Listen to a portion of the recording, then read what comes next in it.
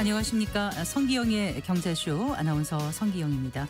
중국 최대 정치 행사인 양회가 오늘 열렸습니다. 특히 이번 양회는 중동 전쟁 확산과 오일 쇼크라는 외부 악재와 또 이달 말로 예정된 트럼프 대통령의 방중을 앞두고 열려서 더욱 주목받고 있는데요.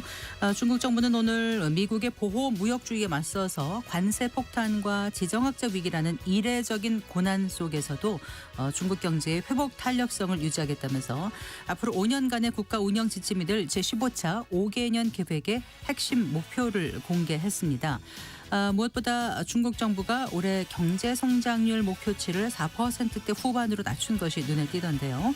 중동 전쟁 확산 가운데서 열린 양회에서 나온 중국의 메시지 자세히 짚어보겠습니다. 정부의 다주택자 양도소득세 중과 유예 종료 발표 이후 지난주 강남 아파트 가격이 100주 만에 처음으로 하락했다고 합니다. 지난해 서울 집값의 가파른 상승세를 이끌었던 지역이 가장 빨리 하락세로 돌아선 건데요. 서울 강남권에서 시작된 집값 하락이 서울 전역으로 번질지 주간 집값 동향에서 살펴보겠습니다. 이 시간 유튜브로도 함께합니다.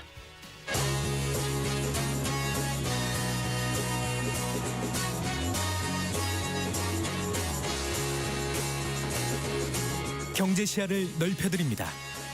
투자의 지름길을 안내합니다. 돈 되는 정보를 발견하는 시간. KBS 1라디오 경제쇼. 먼저 오늘 주의 경제 뉴스부터 정리해드리겠습니다. 경제 뉴스 브리핑 손석우 경제평론가와 함께합니다. 어서 나오십시오. 예, 안녕하십니까. 안녕하세요. 자, 오늘 코스피는 어제 폭락을 상당 부분 만회했습니다. 네, 만회하긴 했는데 이게 하루 사이로 너무 급등락이 그렇죠. 심하게 이제 나니까 현기증이 난다는 분들이 참 많습니다. 그래도 떨어지는 것보다 올라야죠. 오늘 증시 급등하면서 어느 정도는 이란 사태에 대한 어떤 공포심을 극복해 내는 모습이었습니다. 코스피가 오늘 9.63% 상승했고요. 5,583.90을 기록을 했습니다. 코스닥은 많이 뛰었습니다. 14.10% 급등한 1,116.41에 거래를 마쳤습니다. 오늘 유가증권 시장은 개인이 매수 주체였습니다. 기관이 대량 매도에 나섰는데 이걸 개인이 다 받아내는 모습이었고요. 반대로 이제 코스닥은 개인이 좀 다 팔고 이걸 외국인과 기관이 그 물량을 받는 좀 수급의 흐름이 좀 다르게 나타났습니다. 일단 오늘 시장이 이렇게 급등할 수 있었던 거는 사실 간밤에 미 뉴욕 증시가 1% 이상 반등에 성공하면서 오늘 장 초반부터 좀 가파르게 반등할 수 있겠다는 기대감이 좀 모아지고 있었고 그 기대에 부응을 했죠. 개장하자마자 3%대 반등을 했고 곧바로 상승폭을 확대를 하면서 9시 반경에는 10% 이상 상승폭이 확대되면서 5,700선을 회복하는 모습이었고요.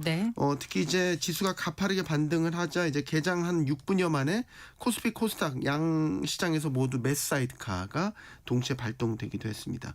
자, 오늘 우리 시장의 상승 동력을 보면 예전의 모습을 그대로 다 회복을 하는 모습이었습니다. 종목별로 보면 반도체 대형주 삼성전자, SK하이닉스가 오늘 나란히 두 자릿수로 급등하면서 오늘 시장 견인을 했고요. 시총 상위주들 모두 큰 폭의 반등에 성공했습니다. 오늘 그 전쟁 리스크를 좀 극복할 수 있었던 걸 보면 미국에서 이제 전쟁이 장기전으로 가지 않을 것이다라는 이제 관측이 나왔기 때문입니다. 그러니까 이란 쪽에서 협상을 위한 비공개 접촉을 해왔다. 이제 이런 보도가 나오면서 시장에 좀 안도감을 준 면이 컸고요. 아울러서 이제 우리 시장만 놓고 보면 지난 이틀간의 폭락이 너무 과했다. 라는 인식이 이제 오늘 장의 반등을 이끈 것으로 보입니다. 오늘 일본 니케이도요 2% 가까운 반등에 성공을 했습니다. 일단 아시아 국가들이 지금 이란 사태로 아주 큰 추풍 낙엽처럼 지수가 많이 빠졌었는데 이런 1차적인 어떤 충격에서는 벗어난 모습이었고요.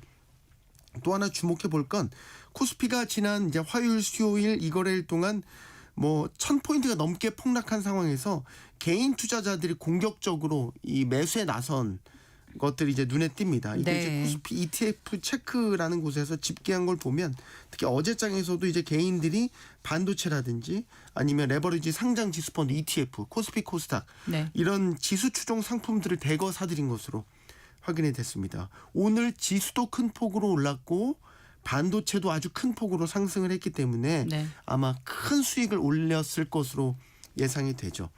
다만 이제 오늘 시장이 큰 폭으로 반등을 했지만 이게 시장의 완전한 회복을 의미한다? 그렇게 보기는 어렵다는 점을 다시 한번 강조를 드립니다. 네. 일단은 이란 사태 같은 지정학적 리스크라는 게 예측의 영역을 벗어날 때가 워낙 많이 있죠. 전쟁이 확전이나 장기전으로 가는 양상으로 바뀌게 되면 시장은 언제든지 큰 충격을 받을 수 있다라는 점. 그리고 지금 다른 이 시장 내의 다른 거시 지표들도 아직까지는 방향성을 예측하기 쉽지 않습니다. 제가 이제 방송 들어오기 전까지 달러의 흐름, 국제 유가, 국채 금리 이런 것들 그리고 미 선물도 보고 왔는데 네. 달러는 지금 다시 강세로 가고 있어요.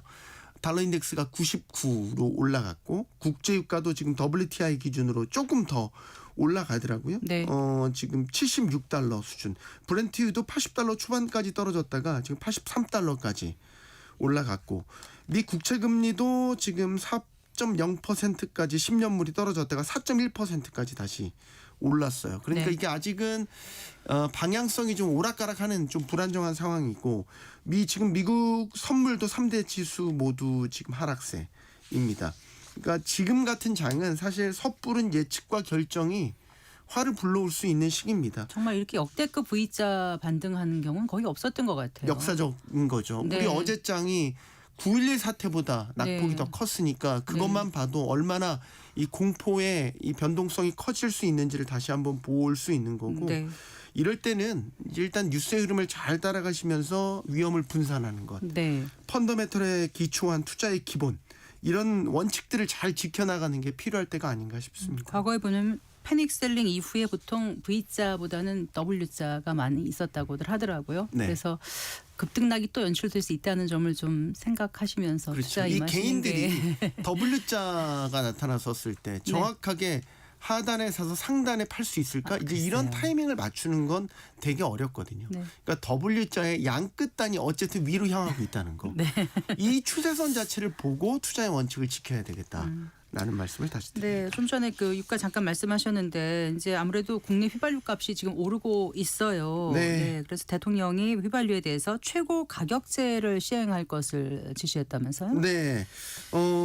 이 대통령이 오늘 이제 임시 국무회의를 주재를 했고 이 자리에서 지금 이런 중동 위기 사태가 된 혼란을 틈타서 매점 매석이나 폭리를 취하려는 시도에 단호히 대응해야 된다라고 강조를 했고요. 이와 연결해서 휘발유 가격에 대해서는 최고 가격 지정제 시행을 지시했습니다. 그러니까 일률적으로 지정하기 어렵다면 지역별로 유류별로 적용하는 이런 현실적인 방법을 찾아서 신속하게 지정해 달라 이렇게 주문을 했습니다. 이 휘발유 최고 가격제라는 게 이제 휘발유의 판매 가격의 상한선을 법적으로 정하는 거죠. 이 가격 이상으로 팔지 못하도록. 그러니까 일종의 고시하는 방식인 거고요. 지금과 같이 이제 이런 이란 사태 같은 지정학적 리스크가 터져서 가격이 비정상적으로 뛰어 올랐을 때 소비자 보호나 물가 안정을 위해서 정부가 취할 수 있는 제도입니다. 실제 석유사업법이나 물가안정법 등에 근거를 해서 제품별 지역별로 최고 가격을 지정할 수 있다는 식으로 규정이 돼 있습니다. 네. 그러니까 이 대통령도 이런 현행법에 근거를 해서 최고 가격제 시행 검토를 지시한 것으로 보이고 이 대통령은 또 각 주유소가 매입하는 기름값에 대한 가격 정보를 홈페이지 등을 통해서 공개하도록 하는 방안도 검토해 달라라고 이야기를 했습니다. 그러니까 최근에 이 대통령이 계속해서 담합이라든지 불공정 거래 등에 대해서 강조를 해왔지 않습니까? 네, 네. 이런 유류 가격, 휘발유 가격에 대해서도 이런 감시를 강조한 것으로 해석이 됩니다. 그리고 지금 국내 휘발유 값 많이 뛰고 있는데 정부가 단속에 나선다면서요? 네, 지금 정부가 이 국내 휘발유 값이 뛰어오르는 속도나 과정에 있어서 담합이나 폭리 등의 문제가 있다라고 보고 있는 것 같아요. 이 대통령도 이제 국무회에서 또 얘기를 한 게 객관적으로 지금 심각한 차질이 벌어진 것도 아닌데 갑자기 좀 폭등한 측면이 있다. 그래서 아침, 점심, 저녁 가격이 다 다르고 네. 뭐 리터당 200원 가까이 오른 것도 있다고 들었다. 이렇게 문제의식을 드러내는 발언을 하기도 했고요. 이제 어제도 말씀드렸지만 국제유가라는 게 이제 통상 2, 3주 정도의 시차를 두고 국내 이 기름값에 반영이 되는데 네. 지금 일부 업체들이 선제적으로 좀 가격을 올리고 있는 게 아니냐라고 네, 네. 보고 있는 것이고 이에 따라서 정부가 내일부터 이제 범부처 시장 점검단을 가동해서 단속에 나서게 됩니다. 한국석유공사 그 유가정보 시스템 오피넷에 따르면요, 오늘 오전 10시 기준으로 전국 평균 휘발유 가격이 리터당 29.6원이 더 올라서 1,807.1원으로 집계됐습니다. 그래서 전국 평균 휘발유 가격이 1,800원을 넘어선 것은 2022년 8월 12일 이후 약 3년 7개월 만입니다. 네.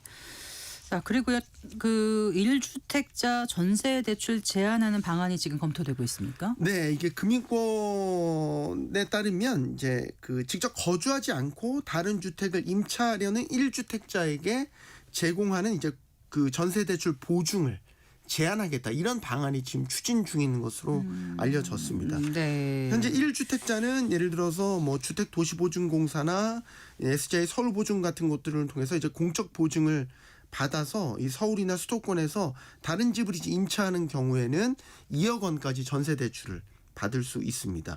그러니까 은행들은 그 전세 대출을 내줄 때 이런 공적 보증을 보고 전세 대출을 내주게 되는 거죠. 네. 근데 만약 정부가 이런 공적 보증을 제한한다라고 네. 본다면 은행들은 역시 이런 1주택자에 대한 전세 대출 취급을 축소하거나 아예 중단할 가능성이 그러니까 현재는 있는 2억 것이죠. 원까지라고요? 네, 그렇습니다. 네. 원래 3억 원이었는데 네. 이것도 한도가 좀 줄었죠. 원래 이제 이재명 정부 들어와서 이제 작년부터 보면 1주택자의 전세 대출에 대해서는 규제를 순차적으로 강화해 왔거든요. 네. 그러니까 627 부동산 대책 때는 그 전세 대출 보증 비율을 90%에서 80%로 네, 축소했었고, 기억나네요. 97 부동산 대책에서는 이제 보증 한도를 3억 원에서 2억 원으로 네. 줄였었고요. 그리고 이제 여기 한 발 더 나아가서 지금 검토하는 방안대로 전세 대출 보증을 아예 내주지 않는 방안까지도 현재는 검토를 그러니까 주택 하고. 있는 사람은 자기가 갖고 있는 주택에 살지 다른 데 가지 말아라, 이 뜻인가요? 그렇죠. 그 밑바닥에 이제 그런 그 정책의 방향이 깔려 있는 것이고, 네. 지금 다주택자에 이어서 그럼 규제 측면에서 보면 비거주 1주택에 대한 규제도 강화하는 이런 움직임으로 해석이 되고, 몇 차례 전해드렸지만 이재명 대통령이 SNS나 이제 공개석상에서 비거주 1주택자의 투기 성향에 대한 문제, 그리고 이들이 받는 대출이나 세제 혜택의 형평성 문제, 이런 것들을 계속해서 거론해 왔었고 관계부처에도 대책 마련을 지시했지 않습니까? 그러니까 뭐 집을 이미 갖고 있는 사람이 말씀하신 대로 자신의 집에 거주하지 않고 다른 곳에 이제 전세로 들어가는 것에 대해서 왜 공적 보증을 해줘야 되느냐, 이제 이런 문제의식이 바탕에 깔려 있다라고 볼 수 있겠고, 다만 이제 이게 실제 시행되면 예상되는 이제 논란 문제도 있어요. 예를 들면 어떤 것들이 있을까요? 이게 이제 투기적 비거주 1주택이나 불가피한 비거주 1주택을 어떻게 이제 구분할 거냐, 이 문제인 그렇겠네요. 거죠. 네. 예를 들어서 내가 근무지를 이전했거나 자녀 교육 문제, 부모님 봉양하는 문제, 이런 네. 것들로 불가피하게 거주지를 옮긴 분들도 있잖아요. 그때마다 집을 사고 팔기는 좀 쉽지 않잖아요. 그렇죠. 네, 이게 그게- 주식이 아니니까요. 네, 토지거래 허가제를 묶였으면 더더군다나 더더욱 어렵고요. 그렇고요. 예. 네. 근데 물론 정부는 예외 규정도 검토를 하는데 명확하게 이 기준을 구분해낼 수 있겠냐? 네. 라는 일단 논란이 예상되는 거고, 만약에 이 사람들이 전세 대출을 못 받게 된다고 가정을 해보면 어떻게 네. 될 거냐? 그러면 사실 전세가 좀 목돈이 필요하니까 대출을 받는 건데, 네. 전세 대출 막으면 아마 급격하게 월세화로 전환되지 월세로 내고라도 않을까. 살겠다, 이렇게요. 그렇죠. 그러면 이제 월세 가격이 크게 오르기 때문에 전체 임대료 부담이 커질 수 있다라는 부분, 이런 부분들이 이제 지적되고 있는 네. 거죠. 어쨌거나 지금 서울 집값은 좀 하락세가 뚜렷하게 보이는 것 같아요. 네, 오늘 또 통계가 나왔는데 네. 일단 서울 아파트 가격은 이제 일주일 전보다 0.09% 상승을 해서 상승폭 자체는 5주 연속 축소가 됐고, 네네. 그다음에 우리가 눈여겨보는 지역이 이제 지난주에 상급지였던 강남 3구와 용산구가 하락 전환했다고 해서 이게 되게 이제 시장의 관심을 받았죠. 이번 주에도 하락세가 이어진 겁니다.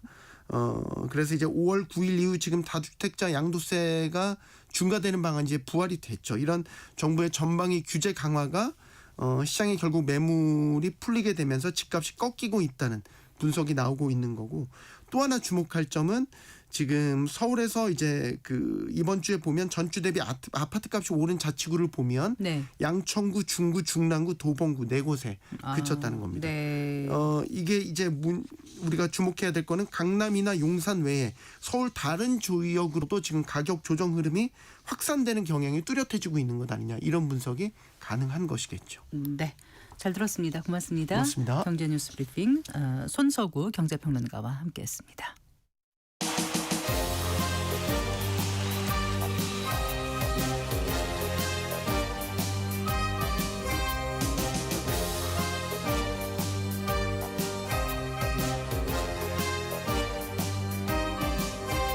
경제를 알아야 세상이 읽힙니다. 투자를 알아야 돈이 보입니다. KBS 1라디오 경제쇼. 4시 20분입니다. 중동 전쟁 확산과 오일 쇼크라는 외부 악재 속에 중국 최대 정치 행사인 양회가 열렸습니다. 오늘 올해 경제 성장 목표와 또 차기 5개년 계획도 발표됐던데요. 특히 그 리창 국무원 총리는 그 외부 리스크에 대해서도 꽤 많은 시간을 할애해서 얘기를 했습니다. 과연 어떤 메시지가 담겼는지 오늘 자세히 알아보겠습니다. 박승찬 용인대학교 중국학과 교수 스튜디오에 모셨습니다. 반갑습니다. 네, 오랜만입니다. 안녕하세요. 네. 그 지금 이제 미국과 이스라엘의 이란 공격으로 그 국제 정세 긴장이 고조되고 있습니다. 네. 그런데 이런 가운데 또 중국의 최대 연례 그 정치 행사죠. 양회가 어제부터 열린 거죠.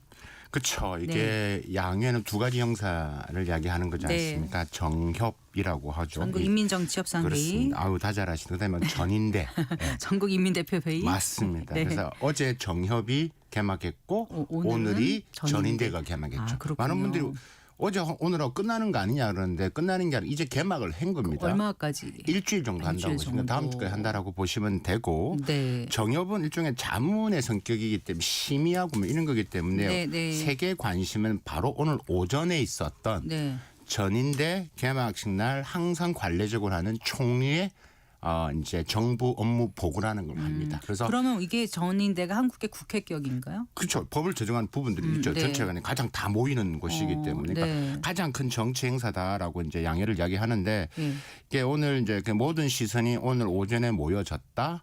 그래서 총리가 이제 어떤 이야기를 하느냐. 네. 보통 이제 총리가 이제 보통 그러니까 하면 전년도 즉 오늘 오전 같은 경우는 2025년도 경제 현황을 이제 회고를 하고 네. 그리고 이제 올해 어떻게 하겠다라는 네. 이제 목표치를 이야기를 하는 것들이 있죠. 네. 오늘 제가 딱 전체 다 들었는데요. 그러셨죠. 1시간 7분 이야기를 아, 했습니다. 네. 7분 이야기를 했고 그래서 오늘 뭐 전체 그 끝나고 나오고 이제 막 수치가 나왔죠. 그래서 올해 경제 성장률이 밴드 구간 예상했던 대로 4.5에서 5%를 이야기를 했었죠. 그래서 네.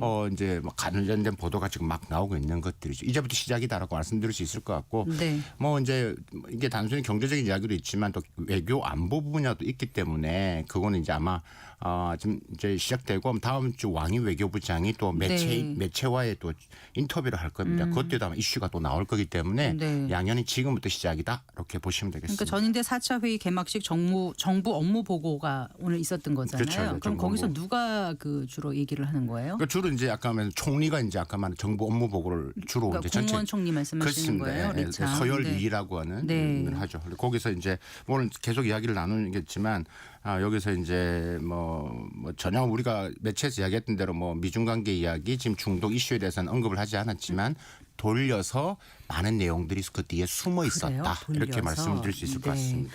어쨌거나 지금 미국과 이스라엘의 그 이란 공습으로 국제적 긴장이 고조되고 있는데 특히 그 이번에 이제 미국이 이란을 공습한 데 대해서 중국이 전혀 얘기가 없었어요. 무슨 얘기가 있었어요? 일단 교수님? 중국이 지금 그러니까 좀 신중한 모드를 취하고 있다라는 게 보이죠. 그러니까 일단 반대한다. 네. 이런 이야기를 지금 하고 있고 네. 뭐 지금 그런 부분에서 정도 이야기를 우리가 생각했던 데 왜냐하면 중국의 가장 큰 어떻게 보면 같은 편이라고 할 수 있는데 뭐 좀 심한 용어를 써서 할 거라고 생각했는데 아무래도 이제 신중한 모드 그러니까 좀 온화한 멘트를 많이 이용하고 있다라고 이제 보여지죠. 그래서 이게 이제 아무래도 이제 3월 30일에서 4월 1일까지 진행되는 트럼프 대통령 방중도 고려를 하고 네. 그다음에 이제 그런 부분이 있고 지금 여러 가지 지금 중국 내의 내부적인 상황도 지금 고려를 해야 되는 여러 가지 상황이 입혀서 이제 그런 신중한 모드로 이야기를 좀 대응하고 있는 것 같고 사실 속내는 답답하죠. 왜냐하면 제가 이제 그러면 지금 지금 미국의 이 이란의 이 공격에 대해서 중국이 미칠 영향 이런 많은 질문을 매체에서 봤는데 네. 제가 약 한 4가지 정도를 이야기를 하거든요. 어떻게 일단 첫 번째는 뭐 많이 아시는 에너지 안보죠. 예.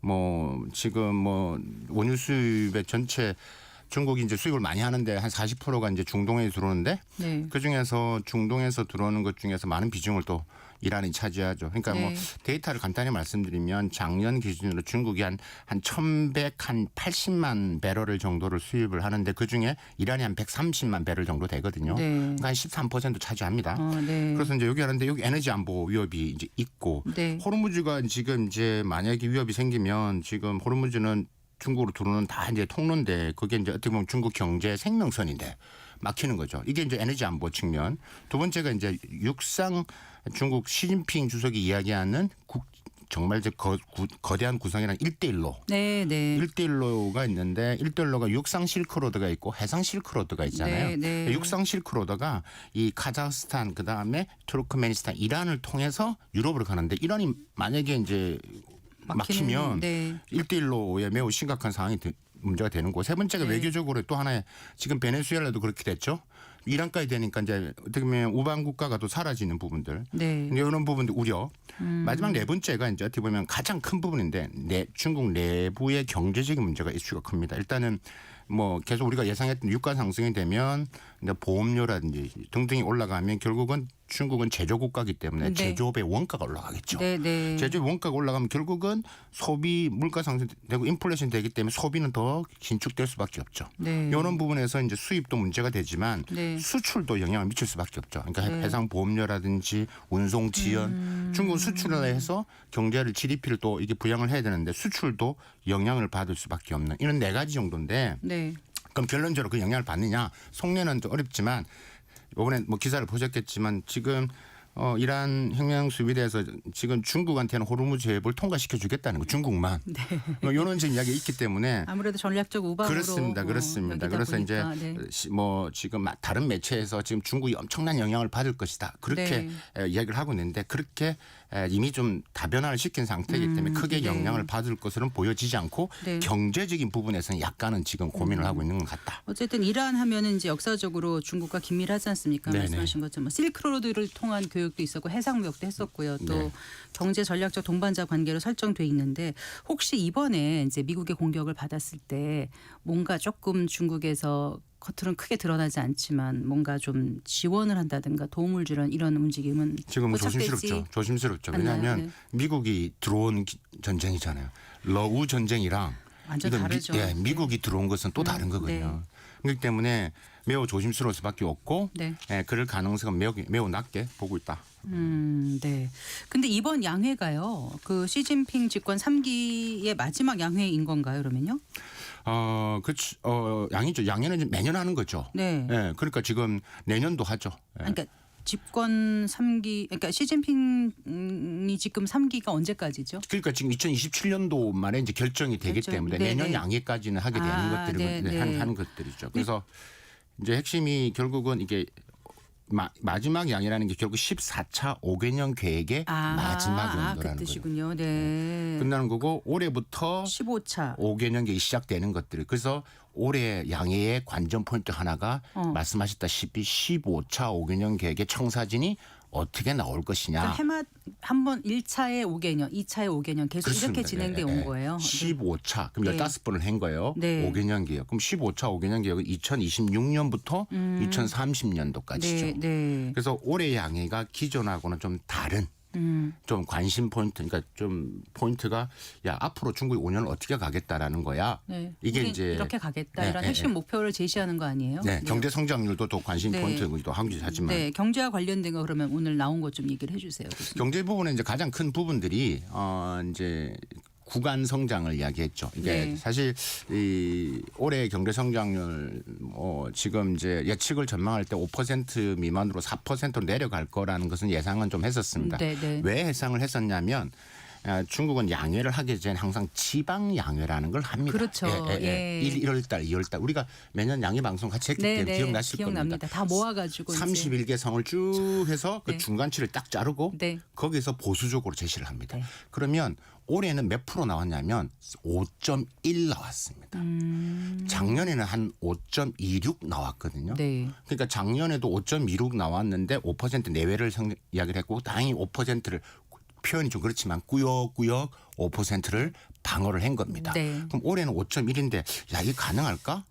지방 양의가 목표치를 제시한 게 네. 중간치가 5.1인데 네. 이게 작년 지방 양의해서 내용을 보니까 작년에 목표치를 해서 31개 성이 목표를 달성했나 안 했나 들여다보니까 한 18개 성이 목표치를 도달을 못했어요. 그만큼 그렇군요. 상황이 안 좋다. 안 좋다라는 이야기입니다. 네. 그럼 5.1이 중간치긴 하지만 예. 실제는 안 될 거다라는 이야기죠. 네. 그래서 예상했던 게 5% 내외로 갈 것이냐 아니면 4.5에서 5% 구간으로 갈 것이냐라고 이제 전망을 많이 나왔던 거죠. 현실적인 목표치를 지금 제시한 것 같아요. 제가 처음에 이거 이제 지방 양의를 보고 칼럼을 썼는데 그때 네. 제가 전망했던 건 4.8에서 5점을 잡았거든요. 5%. 네.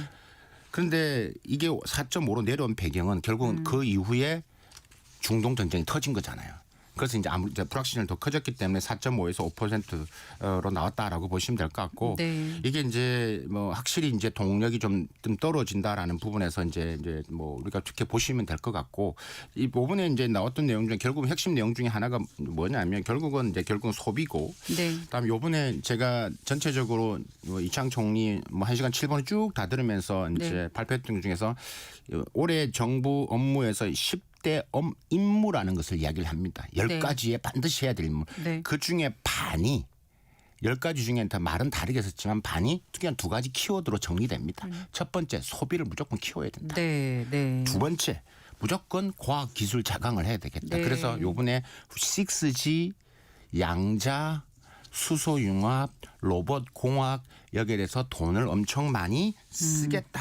네. 라는 이야기입니다. 그래서 10가지의 10대 중점 업무를 이야기했지만 네. 돌고 돌아서 결국은 중국 경제 성장을 우리기 위해서는 소비를 일으키지 않으면 안 된다라는 게 여전히 첫 번째 목표로 내시에 나왔고 네. 두 번째는 이제 말씀드렸다시피 새로운 영역 지금 첨단 기술 미중 간에 있는 과학 기술 경쟁에서 지지 않겠다. 더 많은 돈을 쏟아붓겠다라는 이야기를 돌려서 얘기를 한 것 같습니다. 그밖에는 네, 뭐 재정 우리가 재정 정책이라든가 이런 적극적인 재정 정책, 그다음에 완화된 통화 정책 이것은 전년도 기조와 비슷하기 때문에 비슷하게. 제가 뭐 따로 언급할 필요는 없을 것 같습니다. 소비가 어느 정도 안 좋아요. 교수님 자주 오가시니까. 그렇습니다. 저 네. 뭐 지난주에 갔다 왔기 네, 때문에 네. 소비가 이제 사람들이 돈을 이제 뭐 말 그대로 정말 뭐 외식 캐슈를 줄이는 것도 뭐 사실이고요. 이제 큰 돈을 안 쓰려고 하는 거고요. 그래서 왜냐하면 일단 불확실성이 강하기 때문에 그래서 네. 이번에 나와 있지는 않지만 중국 정부가 해야 될 가장 큰 부분 중국인의 소비자 심리 지수를 올려야 됩니다. 네. 네. 지금 중국인의 소비자 심리 지수가 보통 100이면 100 이상이면 낙관으로 보는 거 100 이하면 비관으로 보는데 네. 중국이 작년 12월 했을 때 한 90 정도. 그러니까 90 정확하게 말하면 89.5까지 나왔습니다. 네. 그러니까 높을 때 117까지 갔거든요. 네. 그러니까 어떻게 하면 이 소비자 심리 지수, 그러니까 돈을 써도 내가 돈을 벌 수 있다는 확신을 들려야 되기 때문에 그래서 정부 입장에서는 요번에 뭐 부양책을 돈을 푼다는 것도 있지만 또 하나가 소득을 증가시킨다라는 그러니까 우리가 예전에 했던 소득 주도형 성장 이런 식의 표현들이 지금 등장을 하고 있고 네. 일자리 창출, 뭐 서비스 분야에 대한 부분들을 더 키워나가겠다. 또 하나가 이제 중국 정시를 더 키워서 네. 부동산은 시간이 필요하니 네. 증시를 통해서 거기서 이제 조금 더 부양을 하겠다라는 것이 이제 이번에 올해 중국 경제 성장의 어떻게 보면 하나의 핵심 방향이다. 어쨌든 무역 정책의 불확실성도 있고 지금 중동발 리스크 때문에 수출 환경이 안 좋다 보니까 그렇습니다. 아주 이렇게 확정적이고 고속 성장은 조금 내려놓고 내수 중심으로 좀 경제를 꾸려가 보겠다 이런 생각인 것 같아요. 작년 GDP를 보면요. 네. GDP 5% 성장했잖아요. 5% 중에서 기여도를 좀 보면 네. 52%가 기여도인가 소비입니다. 결국은. 네. 그다음에 38% 정도, 36% 정도, 6에서 8% 정도가 수출입니다. 순수출. 네. 그러니까 중국이 과거에 이제 보통 중국 경제를 콘크리트 경제를 했거든요. 뚝딱뚝딱 올려서 했던. 네. 그러니까 지금 이제 이게 힘드니 네. 지금 부동산이 힘드니 이게 안 되니까 수출이 방어를 해주긴 했지만 결국은 소비가 중요하다는 이야기죠. 부동산이 정점을 찍었을 때보다 지금 어느 정도 내려와 있는 지방 3선, 2, 3선 도시는 거의 반타작 났다라고 네. 이렇게 이야기도 하기도 합니다. 그래서 근데 대도시는 약간은 그래도 방어를 해서 한 32, 30% 가는데 네. 3선 도시인데 내려가면 매우 심각하죠. 그래서 유령 도시 이야기로 나오는 것도 사실입니다. 네. 일자리 이런 건 어떻습니까? 중국은요? 일자리도 이제 결국은 청년 실업률이 어렵죠. 이 청년 실업률이 어려운데 결국은 뭐 이게 지금 중국 정부가 해서 가고자 하는 방향은 과거에 이제 전통 산업에서 지금 일단 첨단 산업으로 이동을 하면서 결국 AI 로봇이 다 하면 일자리도 줄어들 거 아니에요. 네, 네. 이런 것을 결국 서비스 산업에서 만들어내야 되는데 그다음에 인구도 지금 결국 인구도 중국이 줄어가고 있는 입장 이런 여러 가지 측면에서 이 청년 일자리 문제가 짧은 시간에 이제 해결하기는 쉽지 않지만 가장 또 당면에 대해 중국 정부가 해결할 문제고 네. 전체 이번 통계를 보면 전반적으로 내년도 지금 한 1,200만 개 일자리 만들겠다 하거든요. 중국에서 네. 매년 졸업하는 대학생 수가 한 1,300만 명 정도 됩니다. 그러니까 거의 일자리를 딱 거기에 대충 맞추거든요. 네, 그렇기 때문에 GDP 5%가 왜요 나오느냐면 네. 1%의 이 고용 이거 효과가 보통 한 250만 명 정도 되거든요. 네, 네. 그래서 5%를 그래서 무조건 방어를 해야 된다는 말이 나오는 이유입니다. 알겠습니다. 그 미국과 이란의 전쟁이 좀 길어진다라면 혹시라도 네. 3월 말부터 4월 초까지 트럼프 대통령의 방중의 일정에도 변화가 있을 수도 있다고 보세요.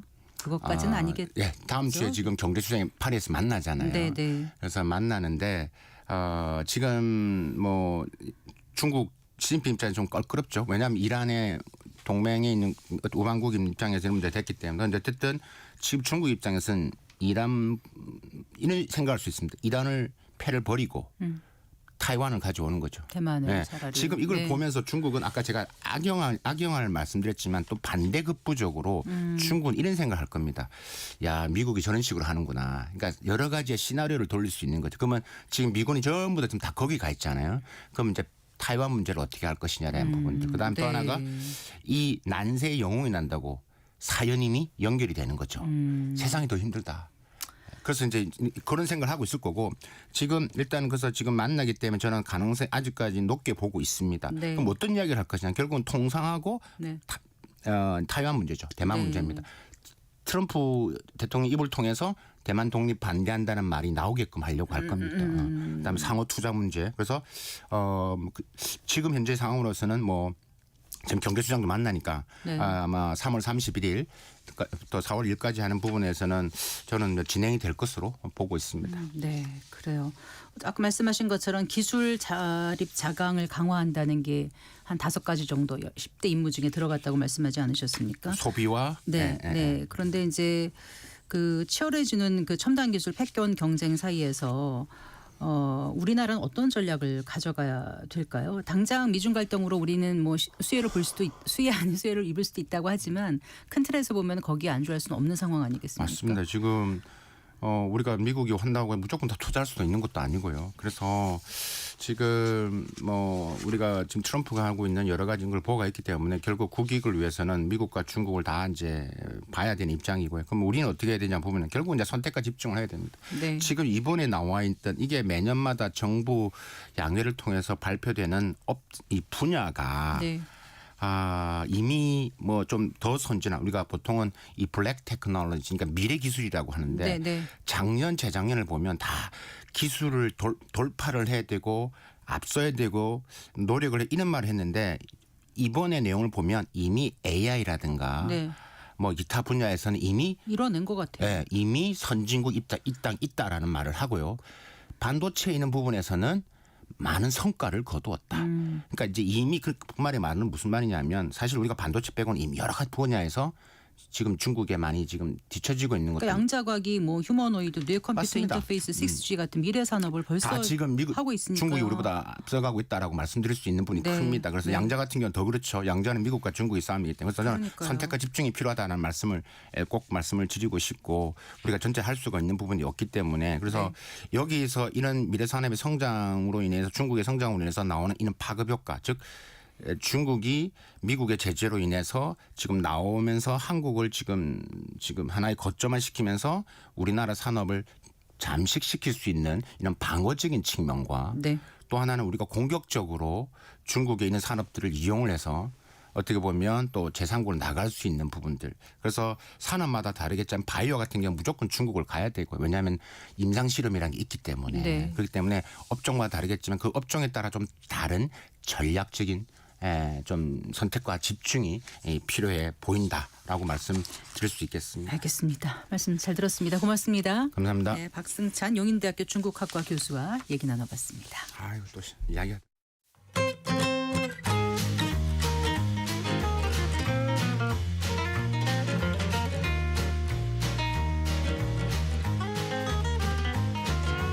경제 맛집 투자 핫플. 지금은 돈 벌기 딱 좋은 시간. KBS 1라디오 경제쇼. 한 주간 집값 동향 살펴보고 실생활에 도움이 되는 부동산 관련 소식들 발빠르게 전해드리고 있습니다. 오늘도 김인만 부동산 경제연구소장과 함께합니다. 어서 나오십시오. 안녕하세요. 안녕하세요. 자, 한 주간 아파트 시장 동향부터 먼저 살펴볼까요? 네, 3월 1주차 한국 부동산은 주간 동향입니다. 서울이 0.09%까지 주간 전주 대비 상승률입니다. 0.09%까지 내려왔는데요. 지난주가 0.11%고요.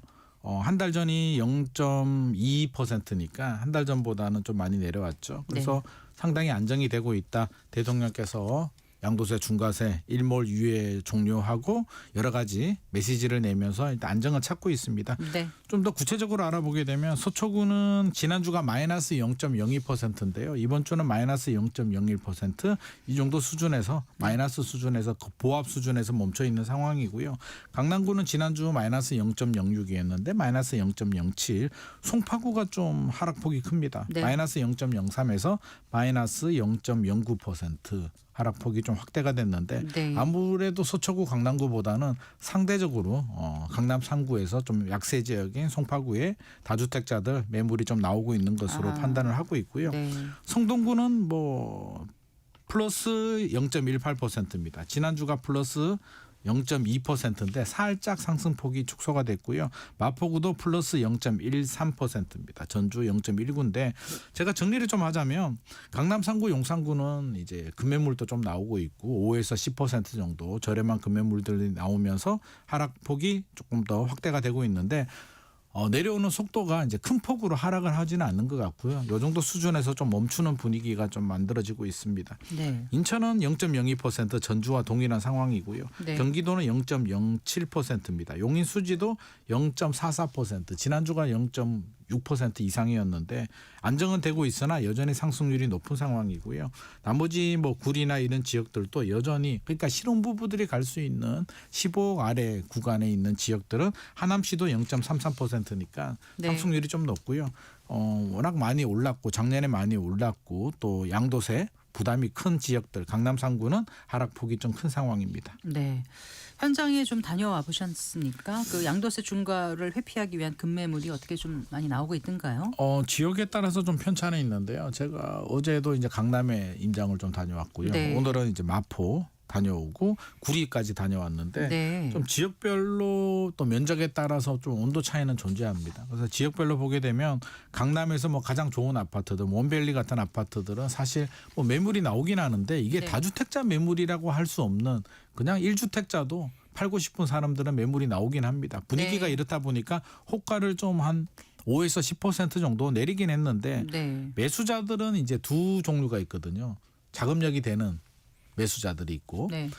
또 무주택자, 자금력이 되는 무주택자가 있고 1주택자 중에서 팔고 갈아타고 싶어 하시는 분들이 있는데 자금력이 되는 무주택자들은 지금 네. 분위기 자체가 또 중동 전쟁도 발발하고 네. 막 올라가는 분위기가 아니다 보니까 관망으로 그래야 될 잠시 것 같아요. 발을 좀 빼고 네. 있고요. 실제로 이제 1주택자 중에서 갈아타시는 분들이 사실 좀 공격적으로 사시는 분들인데 이분들 중에 이제 급매로 다주택자들 중에서 파시는 분이 전세 낀 매물 있잖아요. 네, 네. 지금 한시적으로 허용을 해줬단 말이에요. 네.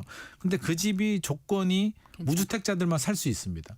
그럼 자기 걸 먼저 처분해야 돼요. 잔금이. 근데 그게 이제 안 맞아 떨어지기 때문에 네. 실제로 현장에 가보면 그 부분을 많이 이야기를 합니다. 집주인들 중에서 다주택자들 전세를 준 매물들은 네. 팔고 싶어서 네. 한 10% 내린 매물들이 나오는데 네. 무주택자들은 관망하고 네. 1주택자는 내 집을 팔고 사고 싶은데 그거는 허가가 안 나오기 때문에 실제로 거래는 거의 올스톱인 상황입니다. 그래서 현장에 가보면 호가는 10% 내렸는데 거래가 네. 안 돼서 집주인들도 발을 동동 굴리고 있고요. 1주택자들 갈아타고 싶은 분들도 안타까워하고 있고 네. 무주택자들은 전쟁까지는 왔는데 이 분위기에 내가 지금 사야겠어요. 기다려 볼래요라는 분위기가 만들어지고 있습니다. 전용 59, 25평 아파트들은 더 매물이 안 나오고 있고요. 네. 가격대가 좀 상대적으로 덜 부담스럽기 때문에 그리고 대형 있잖아요. 한 40평대, 50평대 아파트들은 집주인들이 한 15%까지도 내린 매물들이 나오는데 역시 네. 거래는 잘 안 되는 상황입니다. 그렇군요. 이재명 대통령이 이제 싱가포르 국빈 방문하면서 싱가포르의 부동산 정책에 대해서도 많이 배워가야 될 것 같다 이렇게 언급했습니다. 네네 그렇습니다. 어떻게 다른가요? 궁금하네요. 궁금하죠? 네. 그러면 이제 우리가 집을 살 때는 취득세라는 게 있고요. 매년 내야 되는 보유세가 있고 이제 네. 팔 때 내는 양도세가 있는데 좀 나눠서 좀 살펴보게 되면 취득세를 보게 되면 우리나라는 이제 취득세가 1주택자는 1에서 3%, 중과세가 적용이 되면 최대 12%, 지방세까지 하게 되면 뭐 13%가 넘어가는데요. 네. 싱가포르 같은 경우는 이제 외국인과 내국인이 좀 차이가 납니다. 그래서 외국인에 대해서는 최대 60%까지. 그러니까 10억이면 16억을 이제 주고 사야 됩니다. 네. 그래서 3주택자 이상은 30%, 네. 1주택은 30%, 3주택은 60% 이렇게 적용이 되기 때문에 네. 2주택자도 60%고요. 상당히 무겁습니다. 네. 그래서 외국인들은 사지 마라. 이게 2023년 이전만 하더라도 한 13% 정도였는데요. 네. 중국인들이 코로나 팬데믹 이후에 싱가포르 집을 많이 샀기 때문에 못 사게 하려고. 이게 점점 올리면서 60%까지 올라간 상황이고요. 그렇군요. 이제 네. 내국인에 대해서는 네. 1주택자들 네. 내국인 1주택자는 0%입니다. 취득세 받지 않고요. 그래요. 네. 하지만 2주택자부터는 이제 점점 올라갑니다. 네. 시민권자는 2주택은 20%, 3주택은 30%. 그러니까 집 하나 가지는 건 인정해 줄게. 우리 안 받을게. 2주택, 3주택은 왜 여러 채를 가지려고 해? 취득세 많이 내라고 해서 20, 30%의 매우 무거운 세금을 부과하고요. 그건 취득세 말씀이시고. 취득세입니다. 네. 그래서 취득세가 매우 높다. 네. 1주택자는 취득세가 없다. 이렇게 네. 정리할 수 있을 것 같고요. 보유세 같은 경우는 우리가 이제 종합부동산세가 0.5에서 2.7% 세율이 적용되고요. 네. 중과세는 5% 적용이 되는데 싱가포르는 보유세가 좀 높긴 합니다. 네. 실거주하시는 분들은 4% 내는데 1,200만 원까지는 공제가 되고요. 거주하지 않는 집에 대해서는 한 20에서 36% 정도 적용이 되는데 이게 집값 시세라기보다는 임대 가치로 평가를 하기 때문에 네. 우리는 공시가격이고 여기는 임대 가치니까 좀 차이가 납니다. 결과적으로 취득세 보유세 높습니다. 매우 높은데 이제 양도세에서 좀 차이가 나는데요. 우리는 양도세가 최근에 5월 9일 넘어가게 되면 이제 규제 지역 다주택자들은 82.5%까지도 되고 네. 일반 세율을 적용하도 6에서 45%가 적용이 되는데 싱가포르는 양도세는 없습니다. 그래서 양도세 없고 양도세가 상속세도 없어요? 없고 증여세도 없습니다. 그래서 한마디로 정리를 하면 네. 들어가기는 어렵게 그러니까 사는 거는 1주택자 아니면 매우 어렵게 보유하는 것도 힘들게 네. 대신 팔고 나가는 거는 쉽게 만들어진 구조입니다. 그래서 구조가 좀 다르다는 점은 제가 좀 그럼 어디 말씀드릴게요. 사나 하는데 그게 공공주택이나 임대주택이 많은 건가요? 싱가포르. 공공주택이 한 80% 정도 되고요. 네, 네. 민간주택이 20%인데 그러니까 민간주택 가능하겠네요. 가격이 또 민간주택은 한 150억에서 1,000억까지도 갑니다. 1,000억 이상도 가기 때문에 굉장히 높은 대한민국에 있는 부자들도 싱가포르 집 가지고 있는 분들이 많이 있습니다. 상속 증여세가 안 나오기 때문인데요. 취득세를 높게 해도 삽니다. 근데 또 공공주택들은 또 그렇게 비싸지 않습니다. 그래서 좀 차이가 있다는 점은 우리가 좀 알고 있어야 될 것 같고요. 네. 재밌는 건 싱가포르는 우리가 청약하잖아요. 우리는 청약 이제 생애 최초도 있고 여러 가지가 있는데 네. 싱가포르는 청약 한 번 할 수 있습니다. 평생에 평생에 한 번인데 결혼할 때 한 번 할 수가 있기 때문에 결혼 안 하면 못해요. 조건이 결혼입니다. 그래서 프로포즈를 우리는 그러잖아요. 나랑 결혼해 줄래? 라고 프로포즈 하는데 싱가포르에서는 좀 우스갯소리로 우리 청약할래?라고 해서 청약 당첨이 되면 입주 전까지 혼인 신고를 하면 자격 청약할래가 요건이 청원이군요. 뭐 네. 그런 의미라고 합니다. 그래서 좀 차이가 있다는 점 말씀드리고요. 그래요? 국가마다 차이가 있기 때문에 네. 이런 점은 좀 감안을 해줘야 되는데 대통령께서 싱가포르 모델을 이제 말씀하신 부분은 우리가 양도세 중과세 했잖아요. 네. 결국에는 우리 양도세 없고 보유세 늘리는. 그러면 저도 참 좋겠는데 저도 개인적으로는 취득세 보유세 올리고 그러니까 사기는 힘들게 1주택자들은 쉽게 살 수 있게 네. 다주택자들은 앞으로는 억제하는 방향이 맞는 것 같은데 아마도 보유세를 좀 올리는 방향으로 좀 새로 검토하지 사는 않을까. 다주택 하라는 사람들한테 많이 매기는 거는 저는 그거는 찬성하고요. 그건 오히려 그 주택 수요를 줄이는 거니까 공급 맞습니다. 넘치게 하는 방법 중에 하나일 수도 있겠네요. 그렇습니다. 다른 나라들의 그 보유세는 어떤가요? 지금 싱가포르 이제 말씀하셨으니까. 보유세만 보자면 우리나라가 사실 낮은 거는 맞습니다. 네. 실효세율이 0.15% 정도 되고요. 미국은 1~2% 정도 보유세가 높은데 네. 미국은 양도세가 우리보다 좀 낮긴 합니다. 네. 양도세가 36%. 그것도 네. 단기냐 장기냐에 따라서 단기는 36%, 장기는 20% 적용이 되고요. 또 재밌는 건 우리는 공시가격 기준이잖아요. 네. 작년에 집값 많이 오르게 되면 올해 세금이 올라가는데 네. 미국은 취득세 기준입니다. 그러니까 그래서 자기가 살 때 평생 내가 어느 정도 세금 낼지를 미리 판단할 수 있는 판단할 거잖아요. 수 있는 거죠. 네, 그래서 오르고 20년 내리고에 전에 따라서. 사신 분들은 20년 전에 취득가액으로 세금을 내기 때문에 네. 이것도 나름대로 합리적인 부분이 있습니다. 그래서 국가별로 차이가 다 있기 때문에 우리도 저는 세제 개편이 좀 필요하다고 생각을 하고 있고요. 과거에는 우리가 못 살던 시절에 네. 또 경기도 부양해야 되고 건설 경기도 살려야 되기 때문에 다주택자를 좀 양성화했고 또 불로소득을 양도세로 환수했다면 이제 시대가 달라졌기 때문에 취득세 보유세는 올리되 앞으로는 좀 거래세는 좀 내려줘서 출구를 좀 그리고 만들어주는 보유세를 것도 좋은 양도할 방법인 것 때 같습니다. 양도세를 없앨 수 없다면 네. 그 필요 경비를 해가지고 공제를 해주는 방안도 미국 같은 경우 있다고 들었는데 맞습니까? 네, 그리고 저도 우리도 좀 필요하다고 봅니다. 그래서 사실 조세 저항이라는 게 있잖아요. 앞으로 보유세를 올리게 되면 조세 저항이 발생하는데 이 뭐 보유세, 종합부동산세를 양도세 필요 경비에 좀 산입시켜 준다면 또 조세 저항도 많이 줄일 수 있기 때문에 이런 네. 합리적인 세제 개편안 좀 검토를 해주면 좋을 것 그 같습니다. 공시 가격 잠깐 말씀하셨는데 올해 곧 나오잖아요, 그렇죠? 네네. 네, 그 작년에 아파트값 많이 오른 지역들은 보유세 부담이 꽤 늘어나겠네요. 공시 가격이 올라가면. 늘어납니다. 네. 이제 우리나라 공시가격의 조사 시점은 1월 1일입니다. 네. 그러니까 1월 1일자로 이제 조사를 하기 때문에 작년이 많이 오른 아파트는 올해 1월 1일자 기준이니까 보유세가 한 30% 정도 올라갈 수도 있는데 네. 올해 양도세 중과세 때문에 10% 내린 매물들도 나오는데 네. 나오는 건 이제 내년에 반영이 내년에 되는 거고요. 반영. 네. 올해는 반영이 안 됩니다. 그래서 시뮬레이션을 좀 해보게 되면 네. 강남의 반포자의 아파트 같은 경우에 작년에 1,200만 원, 1,275만 원 정도 냈다면 올해는 1,790만 원 정도.